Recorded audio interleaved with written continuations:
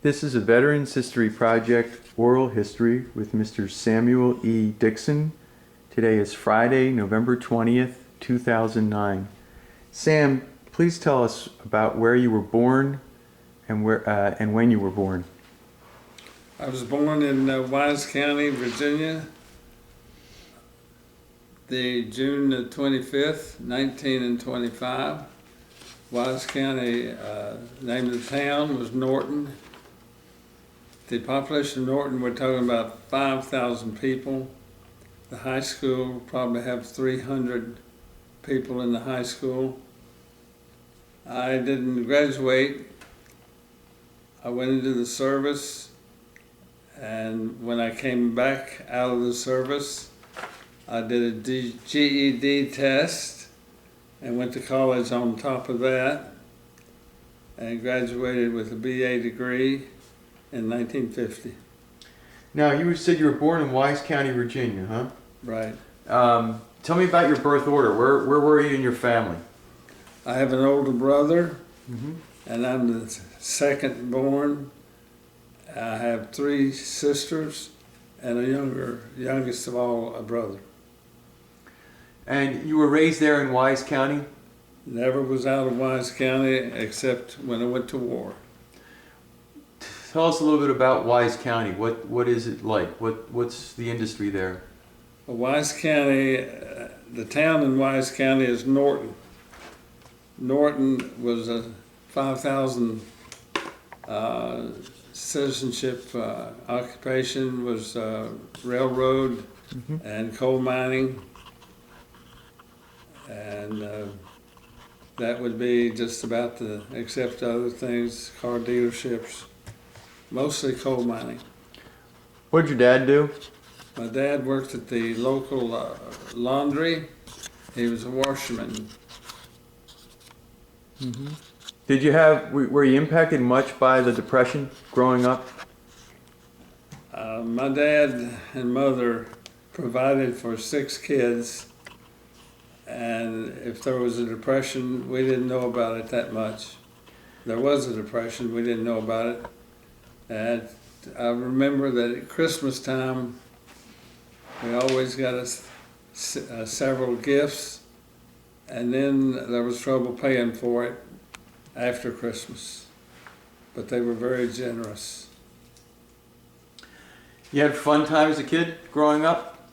Was it fun being Sam Dixon in Norton, Virginia?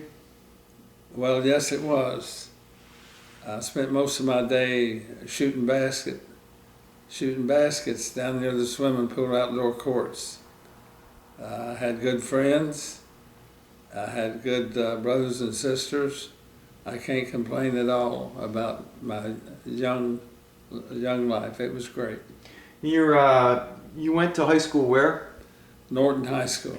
And there were how many kids in the high school? Over 250 kids. You played sports? I played football and basketball. You're a good athlete. Yes. Yeah? How good? Well, I made the all-star teams. I made first string. I was captain. I was as good as any of the other kids. You liked it. It was fun. Yeah, I loved it. You liked playing. Now, what do you recall about Pearl Harbor? Where were you when Pearl Harbor struck? When Pearl Harbor took place, I was at a restaurant in Wise, Virginia, with some other high school kids, and like everybody else, we were shocked and probably a little nervous about what could happen. But from there on, we didn't give it much thought other than it did happen. From the global perspective, had you been aware much of the events in Europe as a kid? Did you pay much attention to what was happening over there in France and Germany? And No, most of my thoughts were about basketball or sports, and I can't remember any of the kids I played with talking about the world happenings. So Pearl Harbor happens, and you're still in school. Take me through What happened in high school and how you wound up in the military? Well, it started out with two friends of mine, the three of us. We went for all this glory, and fight for your country. It sunk in pretty good. And the three of us went to Richmond, Virginia to volunteer for the Air Corps. Why? How did you get that in your minds to do that? Well, I guess because the talk was fighting for your country, and I and my friends, we kind of stuck out our chests and were proud of the fact that we were U.S. soldiers, or not soldiers, but citizens. And we went for the talk about fighting for your country. So we tried to get into the Air Corps. That didn't work out too well. I was colorblind. One of them had a busted eardrum, and another one had less than 20/20 vision, and they turned us down. Now, had you graduated from high school when you did this? No. What motivated you to do it before you graduated? Well, that's a tough question, but all I know is it was a thing to do. Mm-hmm. And I don't think any of my friends and I thought much about graduation. We thought more about if we couldn't play sports, well then we would join the service. Had they stopped the sports programs because of the service? Because of the They had stopped the service program, especially in football. Maybe not in basketball, but in football. And they had hired someone to just supervise us, no teaching going on, no real coaching, just a parent that was willing to help. So you decided to try for the Air Corps because that sounded very glamorous and doing that, and Right. you were turned down. What happened next? Well, next came being drafted. I was younger than the other two boys, but I think we were all drafted near the same time. Now, did you graduate from high school or not? No, What did you do? What did you do since you decided to go into after Richmond? Did you get a job while you were waiting, or were you drafted pretty quickly?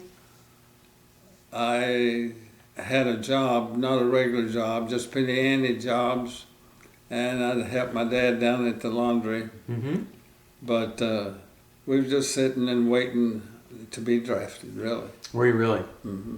And that's what happened. And that's what happened. Okay. Do you remember when you were drafted? I'm not sure about that date, but it would have been sometime in early October. 1943, October You're right. 43. Now, what happened once you got your draft notice? Well, then you're just waiting around, saying goodbye to friends, waiting on the day you're supposed to report. Where did you report to? Abingdon, Virginia, which was 60 miles from Norton. How'd you get there? The bus left Norton Terminal and took myself and several other people to Abingdon. What happened then? Then we were destined for Fort Meade, Maryland, Mm-hmm. and from Fort Meade, Maryland, we were to go to basic training, which was in Camp Wheeler, Georgia. All right, so you started in Abington. Was that where you were in processed in Abington? Do you remember? Is that like a processing place in Abington? For Wise County, it For was Wise a County? processing place. All right, and then from there to Fort Meade. Right. And at Fort Meade, how long were you there for? Maybe a couple of weeks. And then after Fort Meade, now that again sounds like an in-processing type of existence, right? There's Right. not a lot of, and then to Camp Wheeler. Right. How'd you get to Camp Wheeler? Train.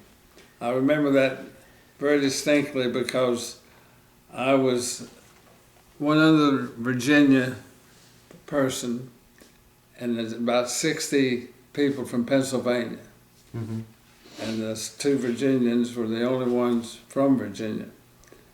And they nicknamed me Mason to go along with Dixon. And they asked me if I smoked, that I wanted a cigarette. And I said, no, I never smoked.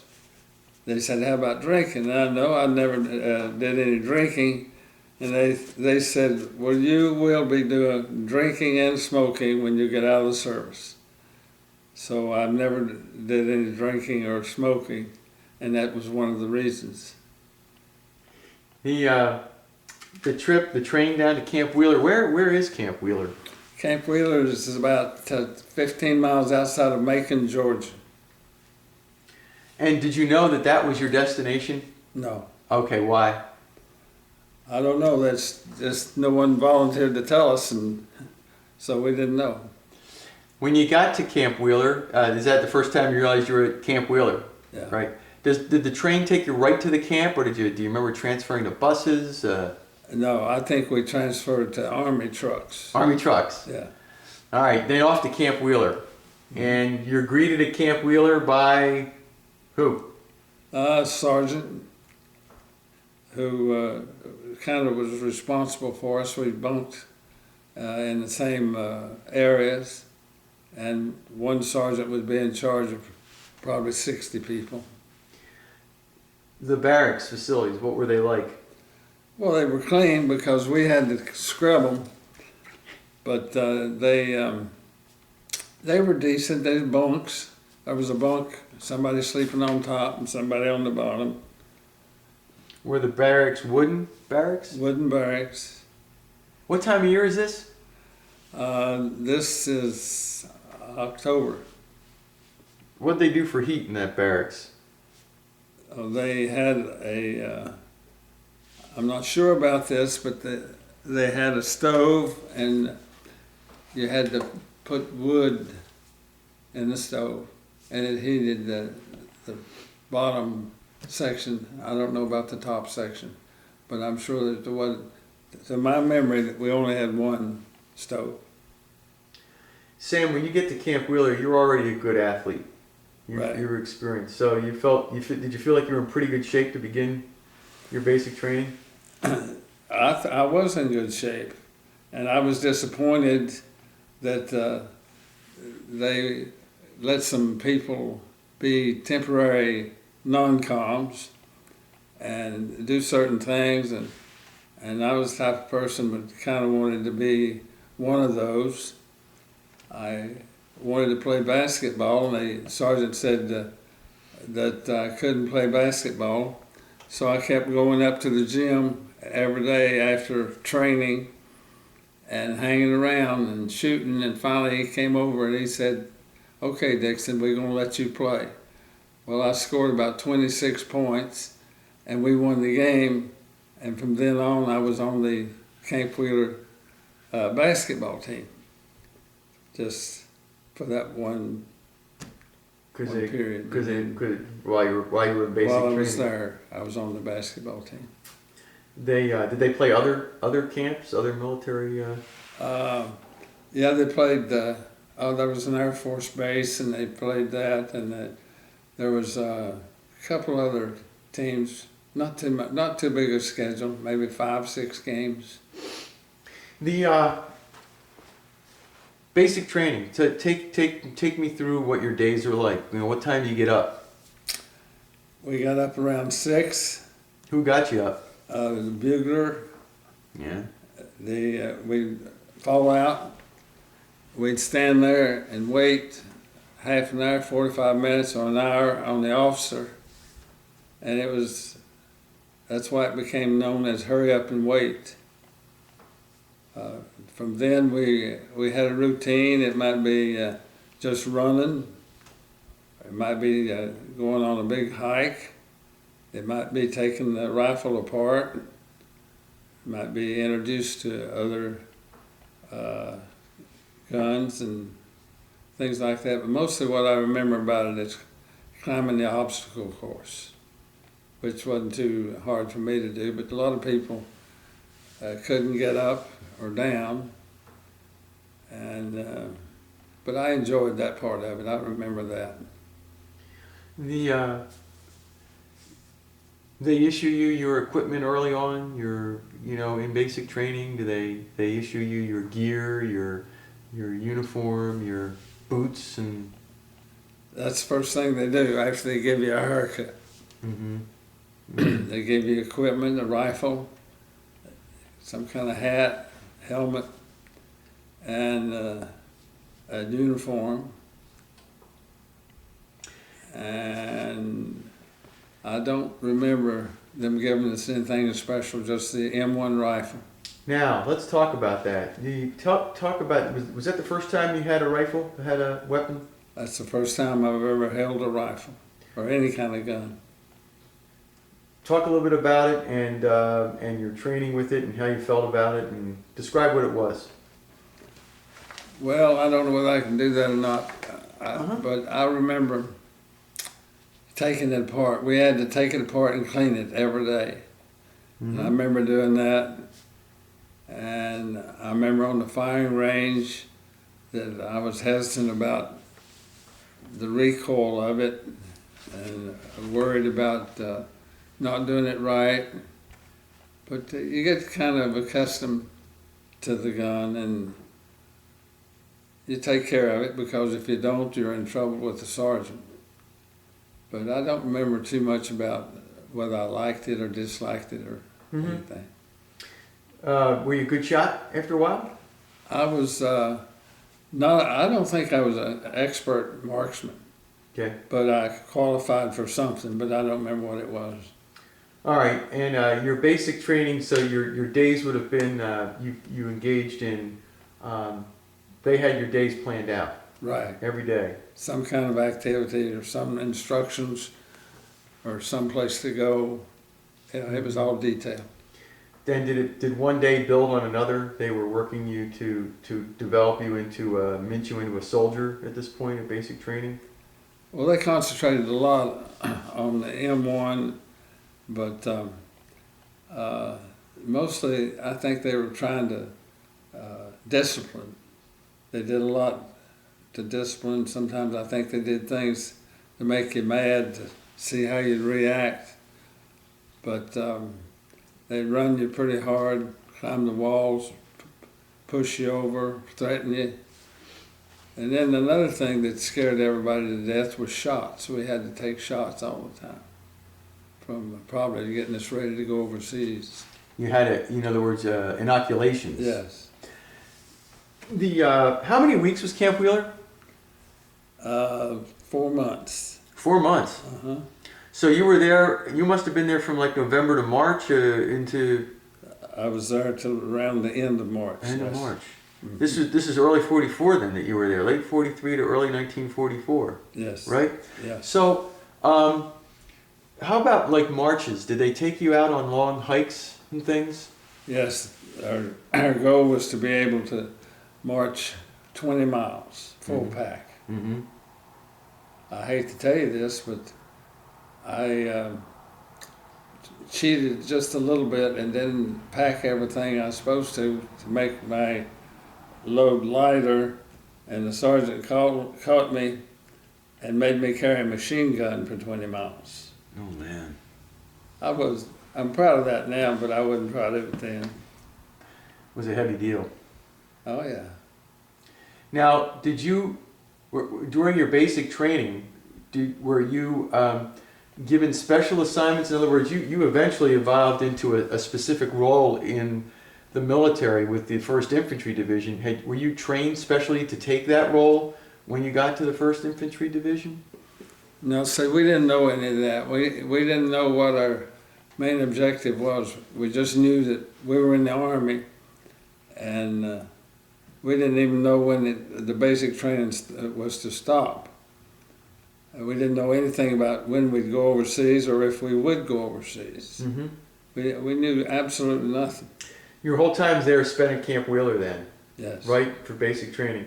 And do you have any time off on weekends? No. No. No, the only time we took off, we might get an evening pass to go into Macon, but we didn't have any time off. when we finished basic training, we had a week at home. Okay. And then we were reported to somewhere up in Rhode Island. When you, while you were basic training, did you communicate with your family? Oh, yes. How'd you do that? Just by email. Email? Yeah. All right. Yeah. And they knew where you were. They knew what you were doing with Yeah. your training. So your training ends around in the wintertime of 1944. Is that when it comes to a halt? No, the winter had just been over. What I remember about winters in Macon, Georgia was in the mornings you dress warmly, and by noon you're sweating, Really? and you have to get rid of some of the clothing. So that terminated around the 1st of April, I guess, last of March. How did you know that you had reached the end of basic training? Do you remember what they told you, or was there a ceremony? I mean, Did they have any kind of a formal ending that showed that you were done basic training, or did they just indicate it? I don't remember anything like that. Mm-hmm. You had a week's pass at the end of basic training. Mhm. You went home, Yeah. and you spent some time with your family. Yes, but we knew that we only had the week, and then we were going to. I can't remember when I learned I was going overseas, Mm-hmm. but somewhere along there I had to have information. For some reason why I was going to Rhode Island, Mm-hmm. but I didn't really know. So you left. You went home, and you went home to Norton, Virginia, Right. and then you made your way up to Rhode Island. We had I think we went on a train. Took a to train? Rhode Island. And whereabouts in Rhode Island? Do you remember? Providence. You went to Providence? And what happened there? Well, what I remember most was we boarded this transport ship, Okay. and that's all you could see was soldiers everywhere. Really? Mm-hmm. Now, when you boarded the transport ship, was this with all the guys that you had just left Camp Wheeler with? No, somewhere along the line, people that familiar faces disappeared, and I only remember the guy from Virginia. He was at least 15 years older than everybody else, but I lost him somewhere on the way to Rhode Island, so I don't know where they went. When you got to you boarded a transport ship. Right. You were. So when you get to Rhode Island, like they know who you are. You're telling them are you a private at this time? Yes. Private Dixon. I'm with. Well, you don't tell them anything; they're telling you. I mean, You they show all- them your papers. Yeah, They tell you, yes, sir. they I know. should know better. Right. They tell you, go Yeah. here, go there. Yes, Right. right. All right. And then you board this ship. Yeah. Where'd you go? Well, we went to England, and it was a 14-day trip. I know because I was seasick 13 and a half days. Did you leave right from Providence? Is it right on the water there, Providence? Half a day out of Providence, I was feeling pretty good, and then I got seasick, and I was seasick the rest of the trip, and it was 13 and a half days. Tell me about your quarters on the ship. What was that like? Well, it was a bunk, a high bunk, whereas we were used to in the barracks, 2 levels. We're talking about maybe 4 levels. And it was near the kitchen, which is the worst spot to be. And I hate marmalade, because that's all I ate was marmalade for 14 days. And you were seasick most of those days. I was. The whole time. Every yeah. one of them, yeah. Were you able to go above board, or did you have to stay down? Yeah, you could walk around. Yeah. What'd you do to pass the time when you weren't being totally seasick? I guess what everybody did was look for U-boats, because it was always a fear that there'd be a submarine out there somewhere. So, other than that, I don't remember doing anything. I don't remember dreading anything or being happy I was going to get off the boat. Mm-hmm. No. The boat's pretty crowded, isn't it? Yeah, it was full. It was full. Yeah. And it wasn't. It was just. It was a standard transport ship. It wasn't. Wasn't a Nothing converted luxurious liner? about it. Nothing about it. You were glad to get off. Yeah, Did you know where you were headed? no. You knew you were in the Atlantic, right? At that Yeah. point, you just didn't know where you were I going. knew we were in the Atlantic. Where did you arrive? Where did you? I don't know exactly where we arrived, but I was last thing I can remember was looking at a house that my group were supposed to take over this house, and that was in Swanage, England. And Swanage is down on the coast, and I remember distinctly that in Swanage they had a lot of repairs to do, because the bombing, the buzz bombs came right over. Mm-hmm. So you made your way to Swanage, England, Mm-hmm. and how did you get there? Did they truck? Did they? Every transportation I've ever done, that I ever did, was with a boat and a truck. Okay. Yeah. Now, one other exception was at one period of time, I went on a train. Mm-hmm. I was on a caboose, and that was later, much later in France. So what happens in Swanage? We just drilled, went on marches. We took our rifle apart. We're still with an M1, and I can't remember when I got any training on a 60mm mortar. Mm-hmm. But that's what I went into action with, was a 60mm. Do you think that training happened there in England on the 60mm? Well, it should have, but I can't remember. I don't remember ever taking a 60mm mortar apart. Mm-hmm. I just remember taking the M1 apart, and then there was a carbine that we had. At this point, were you assigned to a specific unit yet, or were you still in a? All I know was the 1st Division. Oh, so you discovered your 1st Division. Yeah. So you wind up, you get off that transport ship, and you make your way at some point to Swanage, England, Mm-hmm. and you learn at that point you're part of the 1st Division. Right. All right. So, are you there? How many others from that ship wind up in the 1st Division? Do you know? I don't know. And did you meet a lot of? You wind up there at Swanage, and you're introduced to the current members of the 1st Division, right? Well, I don't think I was introduced. I just was assigned Mm-hmm. to certain barracks Mm-hmm. or certain area, and probably a certain group, which would have been.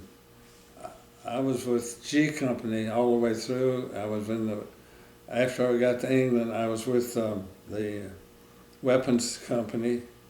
I was in the 4th Squad, and I still don't know anything about 60mm mortar, but I do have an M1 rifle.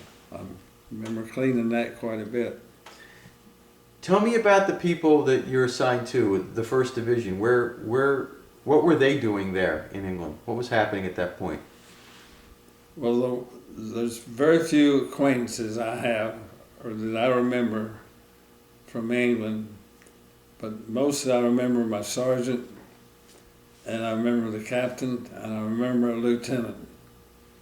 The sergeant, I remember that he kind of took me under his wing, advised me, and he was from right out of North Africa.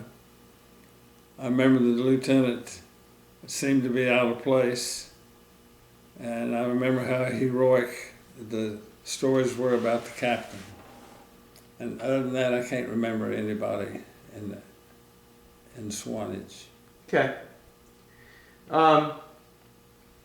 Your days in Swanage. Do you remember how long you were there for before D-Day? Well, I'm not sure, but we were on the boat for the invasion for 2 weeks, so that put us in the middle of May. So, and I got over there around April the 1st, I think, or a little later. So I'd say 4 weeks would be a good estimate.